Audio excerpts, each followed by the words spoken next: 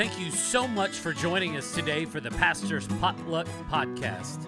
Here on the Pastor's Potluck, it's similar to a normal potluck where you might get something that you want and there may be something that you just want to pass up altogether. And that's okay. There's something here for everybody. Our goal here is to encourage you and maybe in the process entertain you. If you're ready, let's dig in. Oh my goodness. Welcome to another episode of the Pastor's Potluck Podcast.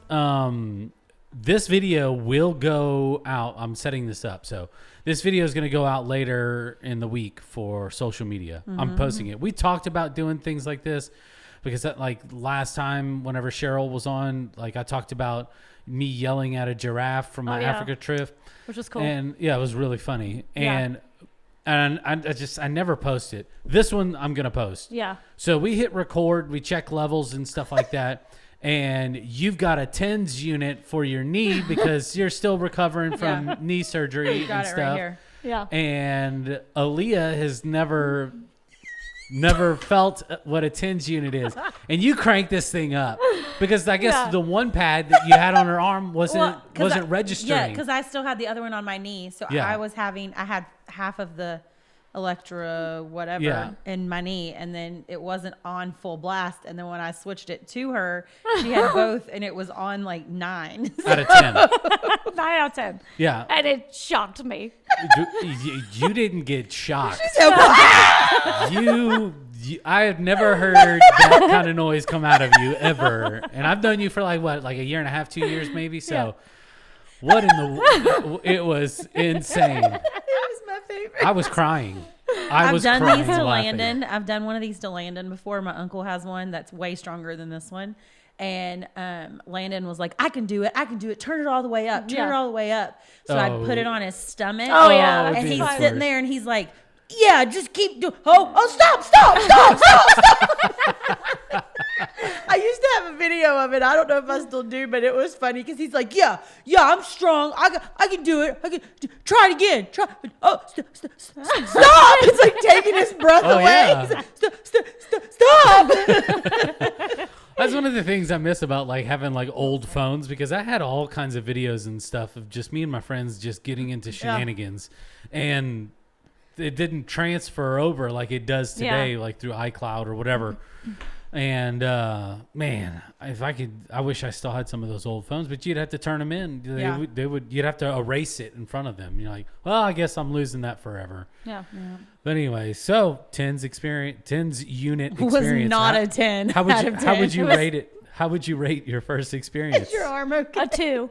A 2. It was a 2. I jumped and leaned back. I thought I was going to fall out my chair. She said, "You like this?" I couldn't believe it. Yeah. No, not for me. Like from a medical standpoint, after you get done with it, you feel fantastic. Because like if your muscles are, going through any kind of like atrophy or there's tightening up or just whatever, just having something that's creating movement in your muscles and then taking it off is just going to make it feel 1,000 times better. Like people use it for their back, or like she does for her knee, or even for shoulder pain. Like if it's like seized up a little bit. Yeah. It's glorious. Yeah. It is amazing. And it's a lot better than just go and get shots it's electrolysis. Yeah. It's just tightening and releasing the muscles. Yeah, they have a big one when I did physical therapy. Yeah. And that's what they would put it on my leg. Yeah. And then I would have to, when the stuff would start, I'd have to constrict my muscle, and then it would stop. I'd have to let it go because that's what they were worried about, was the atrophy. And so then I'd have to pull it and then let go. Yeah. Pull it and let go. Well, see, my grandfather, when he had his stroke, and he's been in the physical therapy, like he'll go for a little while and then they'll stop him to like give his muscles time to redo stuff. But they put it on his arm because he don't really have much feeling in his arm. And so he'll use that to try to make sure you're in there. Oh, I feel like I am. Yeah, but so they put it on his arm just to try to see if he can get like some try to get his muscles working and moving and everything like that. So Yeah, it's crazy. I mean, I've seen some people do some crazy stuff with it, like put it like behind their ears or like on their neck, like neck close to their vocal cords. And so whenever it shocks, it's just like it's just like gargle sound, but it's insane. No, thank you. Yeah. So we have Aleigha on with us today. Aleigha is our newest intern here at Southridge Church. Yeah. But before we get into that, introduce yourself. Let us know like a little bit about you. Are you married? Do you have kids?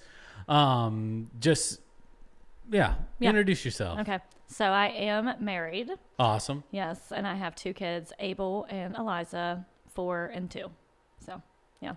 It's a busy time. Yeah, it's a busy time. And they're in this stage right now where they want to fight each other constantly and argue about everything. That doesn't go away. I'm dealing with it. My kids right now too. I'm sure you see it with your. We had it yesterday morning. Yeah, Landon in the car. And Olivia. They fought in the car on the way to school yesterday. Yeah. I said, if you two don't stop. Yeah. I'm over it. Abel loves to tease her. Mm-hmm. Like every little thing he can tease her about. Yeah. Like he grabbed her stuffed animal. Sissy, I got your stuffed animal. I'm like, dude, why? Why do you want to tease her so bad? And he just loves it. And he probably gets it from his dad because Jacob's just like that too. Who does it with you? With your stuffed animals? Yeah. Just Don't joking. tell everybody about my stuffed animals. You're such a good sport. Like, there's been some people that have like come through, and just like you're just already part of the team. Yeah. That's what it feels like. Yeah. Like we all kind of give each other grief a little bit here and there. It's just what makes working at a church exciting. And, like for the most part, we're all super supportive of like everything. Hey, I need help with this. Okay, let me help you out. Yeah. And do that. But we give each other grief every now and then. So, we have to. Yeah. You just passed the first test. Yeah. So And Jared will give you grief. I love it. I love it. Will. Jared loves to do that. Well, people feel like I'm a really good target for grief to be given to.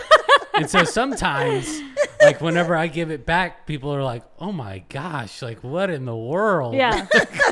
I wasn't expecting that. But yeah, I mean, it's easy going. It's easy. I'm not going to hurt your feelings. It's all in good. It's all in good, whatever that word is. Yeah. Good fun? Sure. I don't know if that's the word I was looking for or not. It's going to work. It works. Yeah. It feels like you've been taking my antibiotic medicine. Me? That's how might fuzzy have. my brain is. I'm struggling this morning. So. But the side note, this is how rabbit trail I am today because of the medicine I'm taking. Some of the things that I thought were bites on my legs from my trip from Africa are thorns. You've had thorns in your leg this whole time? From walking through bushes, bristles, and... Yeah. Did you get them out? Yeah, I spent some time. I thought they were bites. Oh, my word. They were thorns. I had a couple that were bites because I knew because I had to pick the tick off of my leg. Oh, that just gave me cold chills. Wow. But most of them were thorns. Oh, my word. And my body was just finally rejecting it. Did you pull them out with some tweezers? Yep. Sure did. Not with my teeth. I mean, Arr. I'm not that flexible. I can't bend down to my ankles to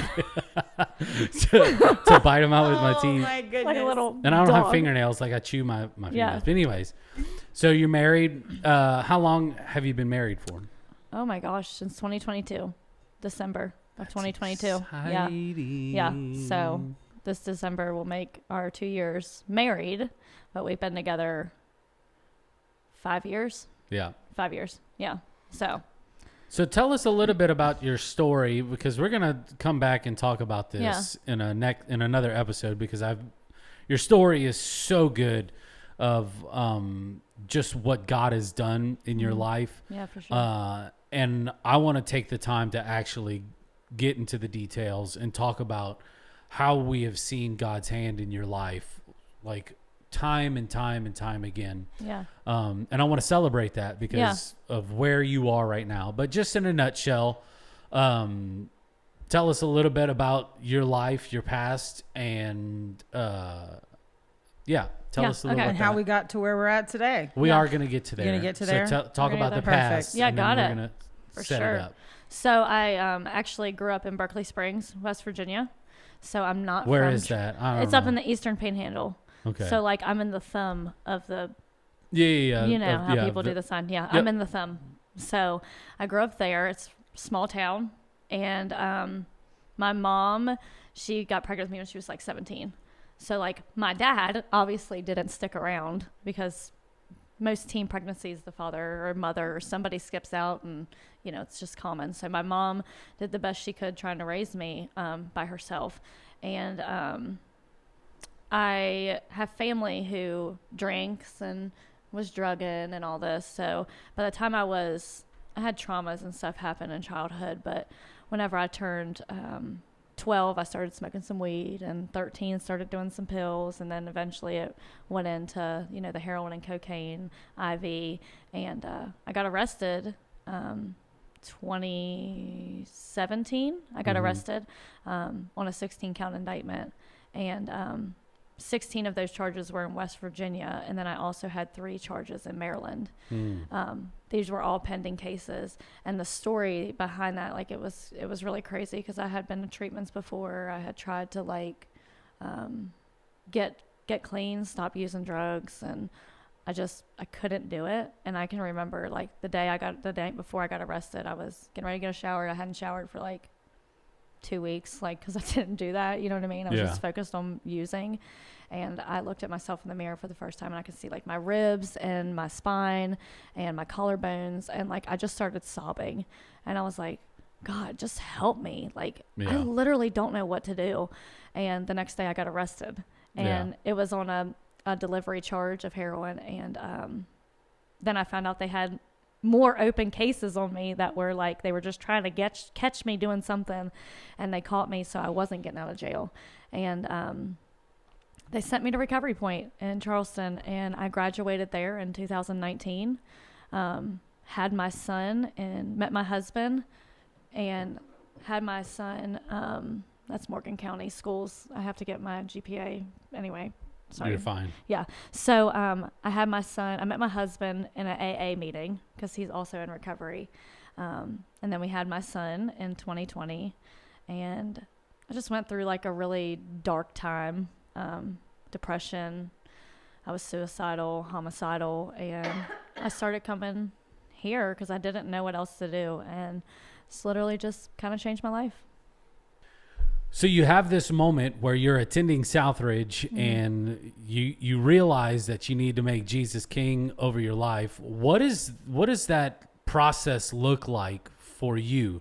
Like, is it something that you are just jumping in like head over heels? Like, are you fighting with God? Are you like, what does that look like for someone that has never spent a day in church, and now you're like, okay, I hear. Yeah. I'm hearing about this Jesus who has set me free, and I know he has, and he's healed me from this disease of addiction. So, I mean, what does that look like? Because I grew up in church, but I also went through addiction. And so talk me through that, because I'm super curious about like where you were at mentally. So, correction, I did go to church. You did go to church? Yes. My grandmother took me to church. Actually, my grandmother, my mom had taken me a couple times, not often, but my grandmother is Christian, and she was very heavy into prayer, reading her Bible. She sang at the church. She taught the kids downstairs. So it was a small Baptist church. So my grandmother actually took me to church every chance she got. Like every chance I was there, she was taking me to church. So I knew the stories that she taught me downstairs. I knew those things, and I had actually said the prayer of salvation many times in my life, because I would like start going to church again, and then I would fall back into what I was doing. So like fall back into those dark times. So like I had done those things. I had been baptized before. And I just always, it's not that I knew about Jesus. I wasn't in a relation with him. Yeah. Like I said, oh yeah, I'm a Christian, but I wasn't a follower. Like I think I was that cultural Christian that Scott had preached about. Like I was just like doing things, and I wasn't I didn't know the word fully for myself. Like I didn't read the accounts that people had shared in the Bible. I didn't know any history about it. I didn't know anything about it. And it's funny because it wasn't like I was so mad at God. I'm going to be honest. I was so mad at God for the things that had happened throughout my life, the traumas that I've endured, the abuse, things like that. And I just thought, gosh, why would, if God is real, why would he do this? You know what I mean? Yeah. So like, I knew that there was something, but I was just like kind of off about it. You know what I mean? Like I'm probably more of an agnostic at this point. And, I was going to Berkeley Springs. I had been through Recovery Point, and I wasn't in a relationship with God at all. Like I had prayed every now and again, you know what I mean? Like when I needed help, like that Jelly Roll song. I only talk to God when I need a favor type stuff. Yeah. And, then I was going to see my family, and I was on the Barron's bus, and this woman, it was before Jacob proposed to me, or I don't even know if Abel was born yet. I can't remember exactly what was happening, but I remember going on this bus. It's really all kind of like a blur. Like the beginning of my recovery is really blurred up, and I think it's because I was just in a really dark place. But I was on the Barron's bus. We were driving there, and this woman come up to me. She was on a mission trip or something, and she was like, God told me to come talk to you. And I was like, what do you mean, lady? Like I'm freaked out at this point because like I'm not really going to church. Like I had went to another church once or twice, and like I'm just not doing what I do now. You know what I mean? So it was completely different. And I was like, oh yeah. She was like, yeah. She was like, you're gonna get married and you're gonna have a kid, and like God is with you, like he's gonna bless you. And I'm just like, what? And I'm starting to cry at this point. Like she didn't know that I was in a relationship with Jacob. She didn't know that we were trying to even have like a kid. Like she didn't know any of these things. And like she starts telling me this, and it's just kind of like, oh my gosh, maybe God is here. Like maybe he is like really present in my life. Yeah. And I said the prayer with her on the bus, like gave my life to Christ right then and there. Did I change immediately? Not a shot. I came back home. I was still living in sin, and I was still just not where I am today, but a seed was planted. Yeah. And I started coming here because I was like, what do I do? Like I got to this point where I had thought about killing myself and killing Abel. Like I wanted to drown us, and I was just really in a dark place. And something was like, go to Southridge. Like it's right by your house. I lived in South Hills, so it was like, it's right by your house.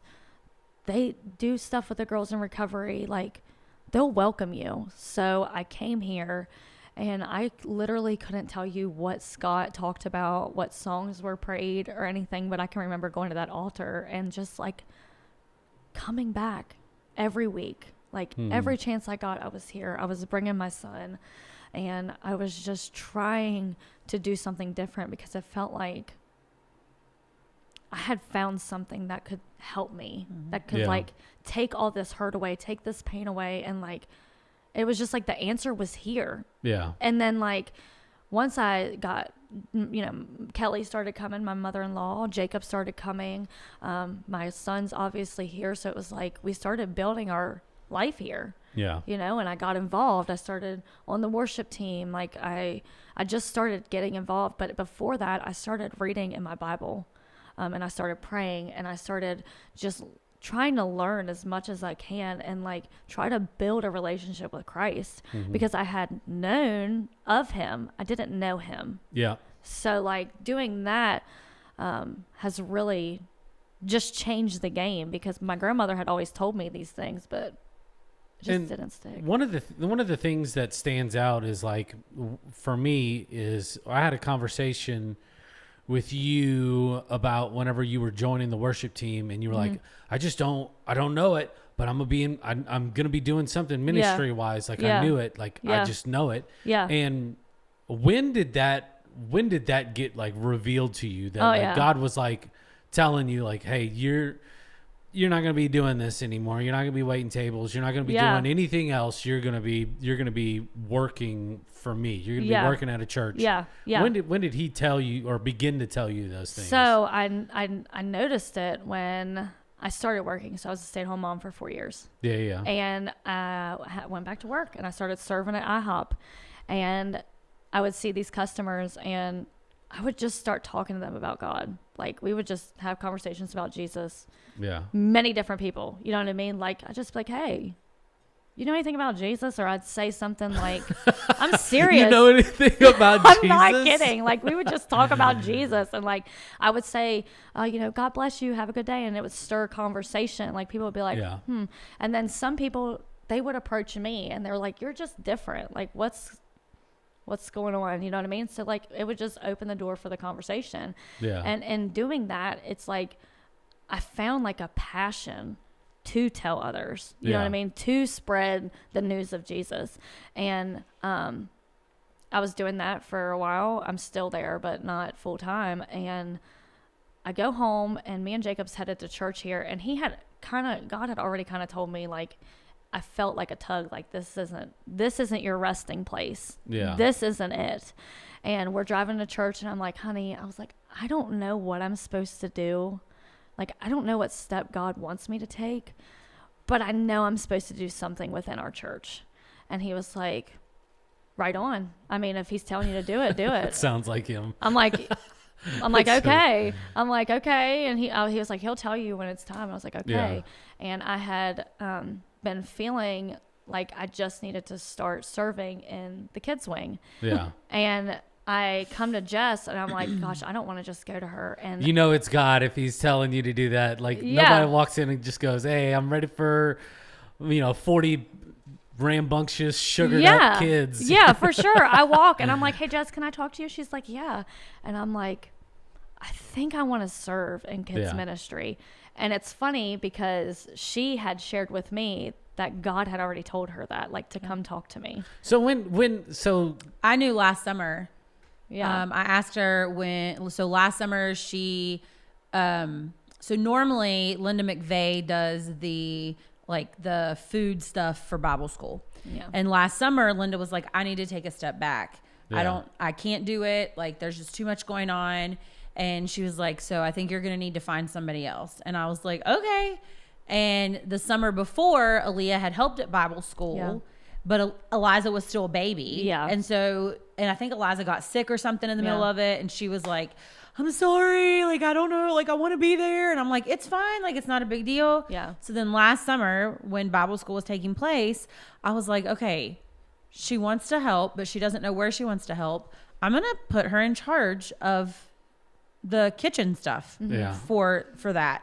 And I messaged her and she's like, I stopped her out here in the worship center. And I was like, so listen, I can't help but think that like you're the one that I need to ask to do this. And she's like, me? She's like, yeah, what? You want me to be in charge of something? Like, she was looking at me like I had lost my mind. Yeah. And I was like, yeah, no, I really think you need to think about it. I was like, because I keep like trying to figure out who needs to take Linda's place, and your name is who just keeps coming to mind. Isn't it the craziest thing whenever God puts someone on your heart, and then it's not the right time to talk to them yet. Yeah. But you've known for like a long time. Yeah. Yep. Like I'm waiting with that with an individual here. Like I'm like, Lord, give me the peace. Give me the go ahead. Like I'm ready to make this happen. And it's with someone that's like said, hey, like I really want to do this. I'm just not like I've got some other things that I've got to take care of or whatever. And God has told me. And then whenever he finally like you just feel that release and you're like, okay, now it's it. So when I stopped her, go time. Well, so I stopped her out there last summer and she messaged me maybe that evening and was like, I talked to Jacob and Jacob said that if you're asking, then there has to be a reason. So yes, I'll do it. I don't know if I'm the right person for this. And like that whole week, like she was just on it. Like she was on it. Like she was making sure everything was taken care of. Like you could just tell that like she was the right person to do that. And so then after that last summer, I just started thinking like, man, I don't think that the kitchen is where she needs to be. I really think she needs to be in here, but I never said anything. Yeah. And I never said anything because, and she and I have had this conversation, like, and it was the same things that she was thinking were the same things I was thinking. So like her thing was like, when she came to me that Sunday, she was like, I don't even know if it'd be an option because, you know, I have these counts, like you have to run background checks. Yeah. And like, I don't know. And I was like, I don't know either. So that's why I had never said anything. Like I didn't want to come to her and then it'd be like, no, sorry, she can't because, you know, whatever. Yeah, it's a difficult XYZ. conversation. Yeah. And so I was like, I knew that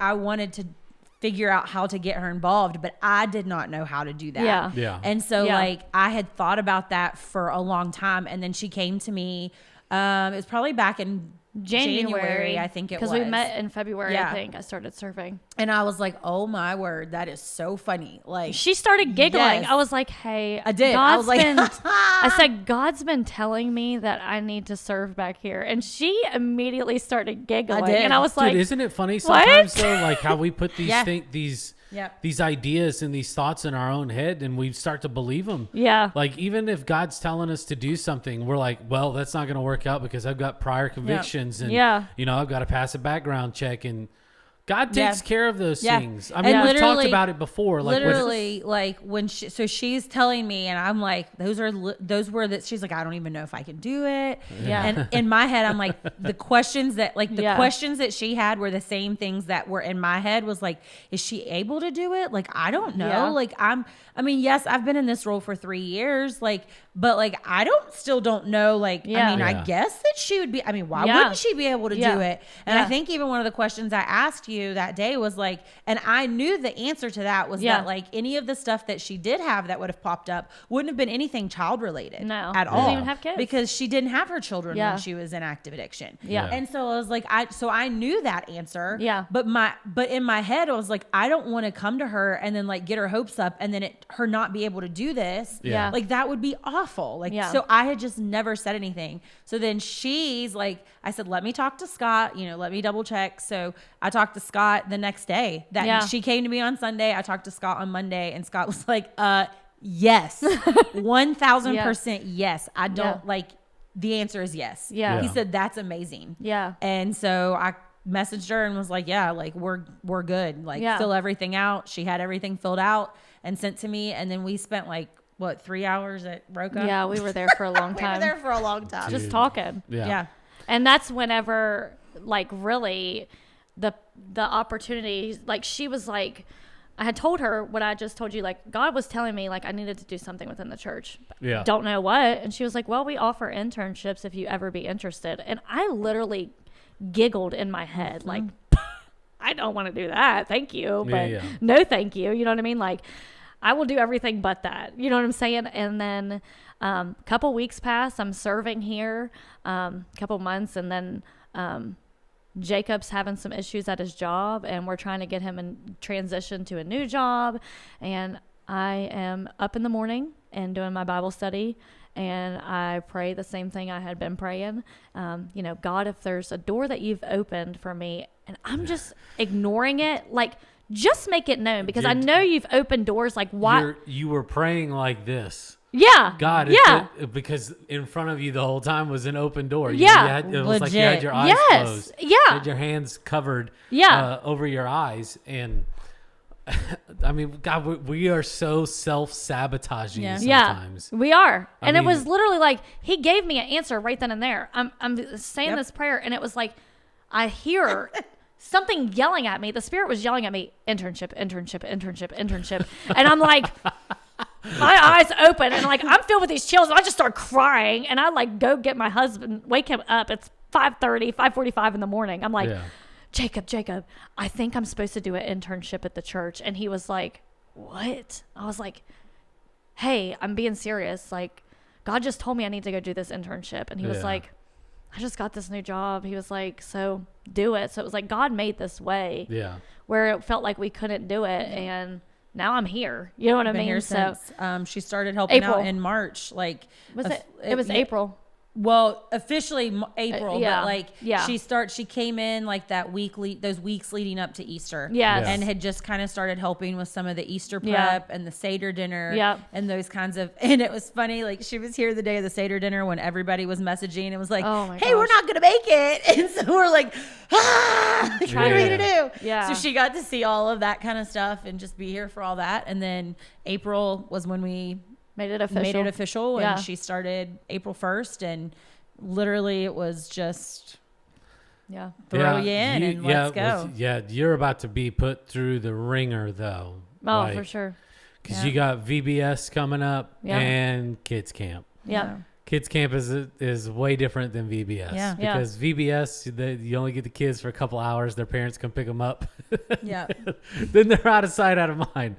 But spending 3, 4, 5 days with the same kids it's interesting. It's interesting, but it'll also be one of the most rewarding time. Your pet, you will be flat out exhausted by the time, but like I said, it'll be one of the most rewarding things you've ever done in your life. Will loved it last summer. It's crazy. Will went to camp last summer and they loved him. They thought he was like the coolest thing ever. And I end up finding out it's because, and I quote, he just like let us do whatever we wanted. And I was like, oh my gosh, don't tell me this. Do not tell me this. Will's the best. I was like, why was Will the best? Because he didn't care. As long as we didn't eat his snacks, he didn't care. I was like, oh my God. Yeah.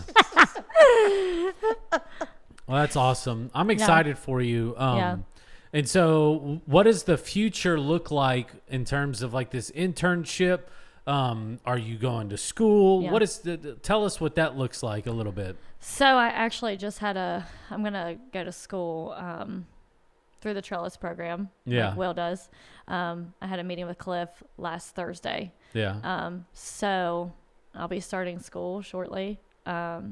And it'll be like a 3-year school. So, which is exciting. It's so exciting because you get, as soon as you're done with this, you get your ordination, and this whole time while you're doing the internship, you get real world experience. So you're not sitting in a classroom and then having to be thrown into church, because there's a lot of people that get done with seminary school and they're bright-eyed and bushy-tailed and just just got this bounce in their step, and then you get hit with a lot of reality of what it's like actually like working at a church. There's a lot of amazing days, and then there's a lot of like really difficult days as well. That's exciting. It is. I'm excited. Yeah. And I had no idea. I told Justice in the beginning, I had no idea how much work goes on at the church. Like, you just hear people say, oh, you work at the church, oh, you do this. But, like, there's so much that goes on here. I know. Through the week. People are like, dude, all you do is sit around and play your guitar all day. I'm like, I wish I did that. Yeah, no, there's so much more to it. Yesterday was the prime example of that. Yeah, I mean, there's so much going on and taking place to prepare for Sunday or to prepare for events that we're hosting, like things like that. Like, there's so much going on, like, on top of the daily task. Yeah. So, like, I didn't realize it. I really had no idea. Yeah, I'm like worship pastor, part carpenter, part electrician, part plumber, part helper, part mover of heavy things, because we have a whole bunch of ladies on staff. Yeah, that's true. And so there's a lot of different things. And if I could leave you with one bit of information, and it's one of the things that I'm really trying to fine tune myself, is you've got to become like a really good manager of your time. Yeah. Watch Scott. Scott, he's got it down to perfection, because he'll take a block of time, and then he's like, okay, service planning. And then, okay, I know I've got to meet with board. And so he's got an hour of his time that's just dedicated to meeting with elders. And, then he's got to make sure that each one of us are staying on task. So he's got to meet with each one of us. And he's a really good example to watch time management. And I'm actually getting to the point to where I'm blocking out 15 minutes of my day. Yeah. Because because my ADD is all over the place. And if I can manage that, if I could do this for 15 minutes or 30 minutes and then move on to something else, it keeps me excited and motivated throughout the day. Yeah. And not unless I'm like I don't know. I have ADD, I need So that. we're going through a book right now called "At Your Best" by Carrie Newhoff. Yeah. And that's what it's all about. It's about like your zones, like your red zone, your yellow zone, and your green zone. So like your green zone is when you're at your best, and when you're getting the most out of whatever it is that you're doing. And so like we're on section 4, I think, this coming week. Yeah. And so like it talks each week about how to leverage your time, like being the most efficient at your most efficient time. And it's funny because we have completely different opposite zones. Oh yeah. She is a morning person. I love the mornings. She came in yesterday. I love mornings. She came in yesterday and she's like, "Good morning." And I was like, "Good morning." She's like, "Oh, we are not." Was that yes? Might have been Monday. It was Monday. I was like, "Good morning." Good and she morning. was like, Good "We are not morning." fully awake." And I was like, "Nope." Like, not at all. Yeah. But like her green zone is mornings. My Yeah. green zone is like right now. It's starting like right now. And my time right now, like I'm starting to just get and into that's my why yellow. last week on Wednesday during our staff meeting, she looks over and she's like, "My red zone just hit." And I was like, "Yep, I can see that." She's like sitting there and she's like, "Oh my gosh." And I'm like, "I feel great."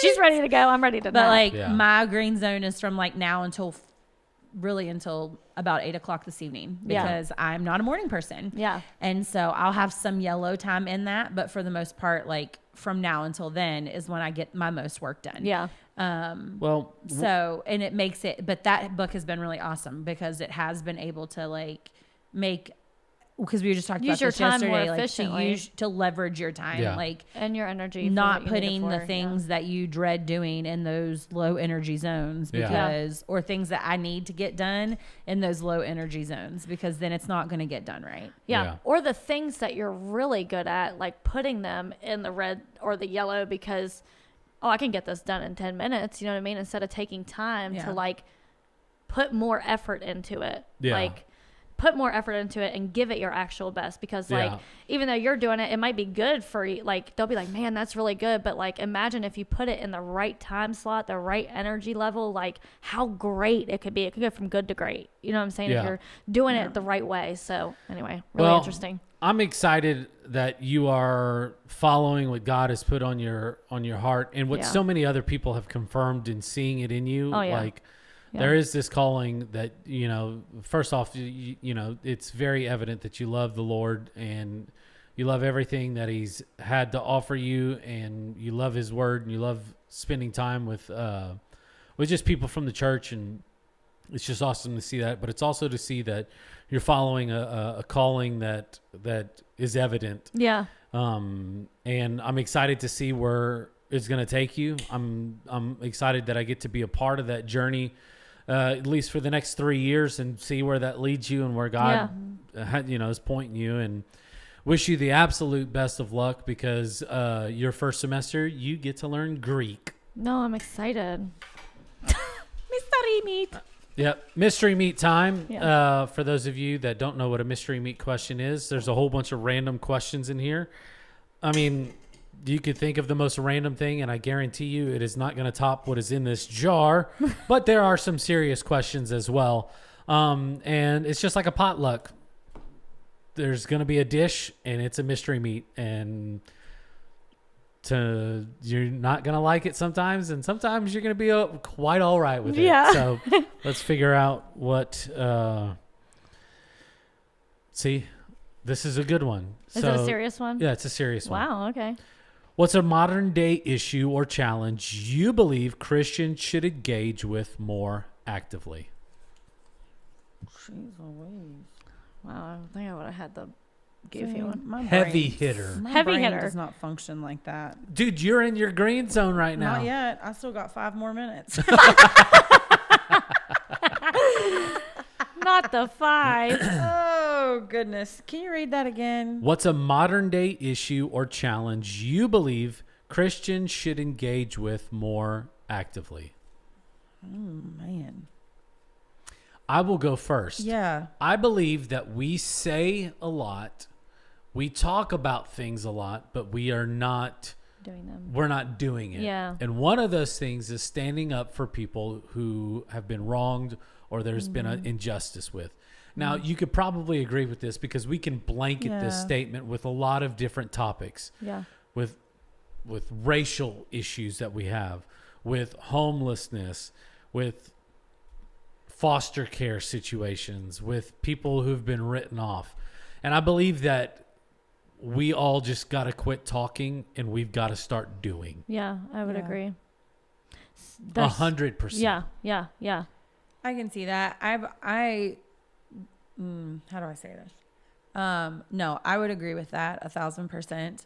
I think that's always been a struggle that I've struggled with, in that, like, people, I think Christians sometimes are quick to throw money at things. Yes. And I don't mean this to sound mean. Like, I don't. But I think sometimes it's easy for us to say, "Oh, here's $50." Yeah. But then it's easier for me to give $50 than it is for me to say, "Let me actually come and help with that." Yeah. And so I think for me, that would be my thing, is like, it's not just a giving of what you have, like, financially, but a giving of yourself. Yeah. Because I will never forget, when I was in seminary, we read a book called Incarnational Jesus.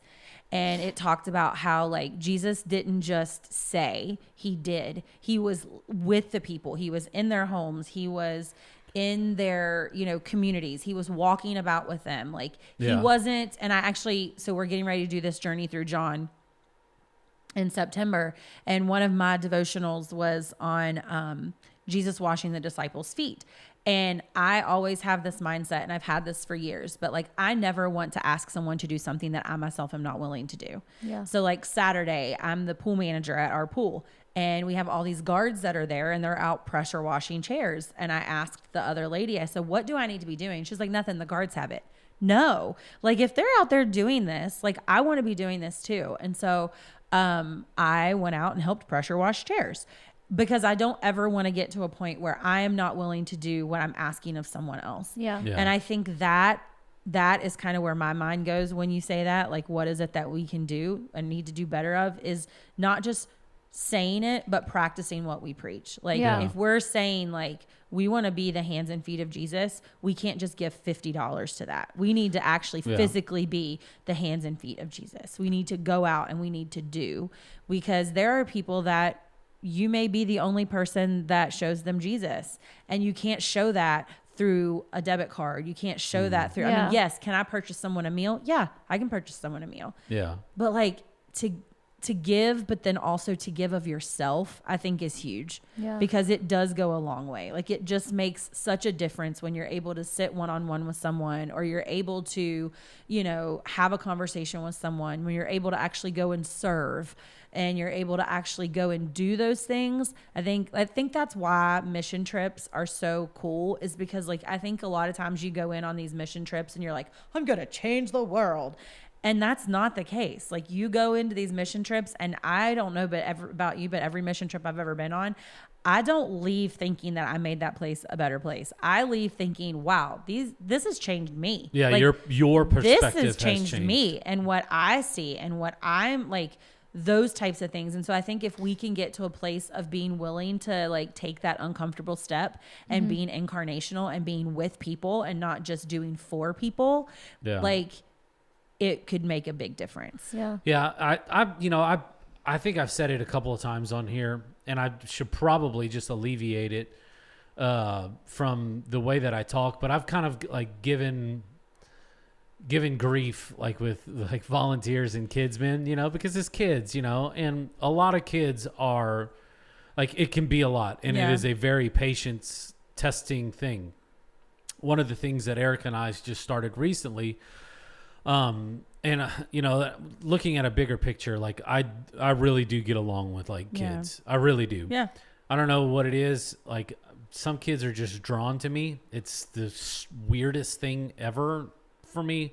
Like, your little son, Abel, he's like, "Oh, Pastor Jared, like, I want to see the pictures from your Africa trip. I heard that you were doing blah, blah, blah, and this and that."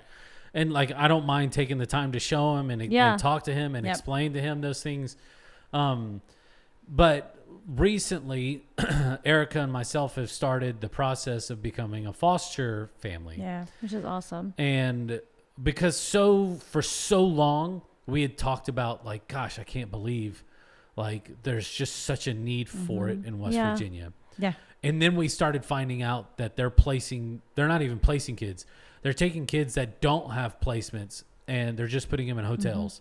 Yep. And then what they're doing is they're taking these kids and then they've got to go sit in a DHHR office because they don't have an address to be able to enroll into school. Yeah. And so they go and sit in a DHHR office from 9 to 5. And then at 5 o'clock, they take them back to the hotel and leave them in the room with no supervision. Yeah. They're just left to their own devices, which they're probably just watching God knows what on the television. Yeah. And that's it. That's their existence. Yeah. That is sad. It is. Not to mention the compounded issues that they've had with their biological family of why they are in the system already. Yeah. And then so they're sitting there in this hotel room or at a DHHR office and they're having to process through all of this by themselves. Yeah. And not have anybody to even just talk to or go through. Yep. And so Erica and I we had talked about it for a while, but God blessed us with a home where we have the square footage to where we can take on a kid or a sibling group. Yeah. And it's like, Lord, we knew that this house was going to be a house of ministry. And see, that's and I love that. Like one of my really good friends, she bought a house probably, I don't know how long she's been there, 7 or 8 years. And she said when she bought that house, she was like, this house I know is going to be a house for kids. Like she has 3 children of her own. Yeah. But she was like, I know for a fact, like I see this house being used for things that I never thought it would be used for. Well, we knew it was going to be a house of ministry. Yeah. We knew that as soon as we had the money to get a couch and some sofas and stuff like that and fix it up nice, we knew that we were going to have small groups over there. Yep. We knew that we were going to have the worship team over there whenever the house was ready to to have people over there and people not have to bring their own chair. Yep. Yeah. We just didn't know that it was going to look like this other form of ministry as well. But every step of the way, God has opened up the door and made the process super seamless and given us peace about it. And you're doing something. Yeah. You're actually literally doing something. Yeah. And like I said, it was just not an issue that we could just throw money at or just pray about. Yeah. Like you had to do something. Yes. And are there going to, and so let me preface by saying, I know there are times where it's going to have to be a financial thing. Yes. Like I get that. Like there are going to be times where you truly can't physically go and do something. No, you can't physically go to Tanzania and be with these kids that are with Compassion International. Right. If I could, I would, but I can't. Yeah. So in that moment, I am doing what I can, but I'm not just doing that. I'm also writing those children. Yeah. Like, I'm not just sponsoring them and saying, hey, Ramadani, like that's my kid. Like, hey, like I'm not just saying, how you doing over there? Here's $30 a month or whatever. I'm actually writing him and he writes me back and he tells me what his favorite subject in school is. And so there is draws still pictures. Yeah. He draws me pictures. So sweet. He's the cutest. Yeah. And so like, there's still like that, reciprocation of like, hey, here's what we're sponsoring. And then now he and I have communication back and forth. Yeah. So yeah, that's just, I just want to challenge everybody as we wrap this up is like, we just need to start being doers and the praying is great and giving financially is great. Yeah. But we've got to do. Yeah. You can't be the hands and feet if you're not touching and moving in that direction. Yeah. And it's so rewarding. Like, it is. I mean, it fills your cup so much more when you literally 1,000%. help hands-on. Like when you're here doing stuff, like workday is coming up Saturday. Like when you're here doing stuff, volunteering your time and like helping out here, like it's such a reward. Like it feels so good to do those things. And like, you know what? I helped today. Like, and I feel good about it. And like, Jesus literally went and did those exact things. Like he went in the midst of it and did it. Helping with Bible school. Like which is awesome. we could not have Bible school on June 3rd if people weren't coming out and actually helping. No. Because our 4 hands can't do it by ourselves. Like we just can't. And so if it weren't for people coming out and actually helping, then it wouldn't get done. No. And like it, you know, it may not make a big difference right now, but the faces of those kids in 3 weeks, they're going to think that's the coolest thing ever. Yeah. That the stage looks like a city and there's superheroes everywhere. Yeah. Like those things are it. so cool. And to be able to bring other people into that vision and that mission is just exciting. Yeah. Yep. Well, this was a good episode. This was a good one. Yeah. We'll have you on soon enough to cool. talk about like your full story. Sounds good. I think it's just important. I think we talked just enough about just getting people intrigued and wanting to listen. So, but thank y'all so much for listening in. We hope that you have a wonderful weekend, and we'll see you next Friday for another episode of the Pastor's Potluck Podcast. Thank you so much for listening in with us today. We really appreciate it. If you haven't done so already, go ahead and hit that subscribe button. You can also follow us on social media, on Facebook, Instagram. You can also watch the video version of this on YouTube as well. All you have to do is search up the Pastor's Potluck Podcast. From all of us here, we want to say thank you, and we'll see you next week.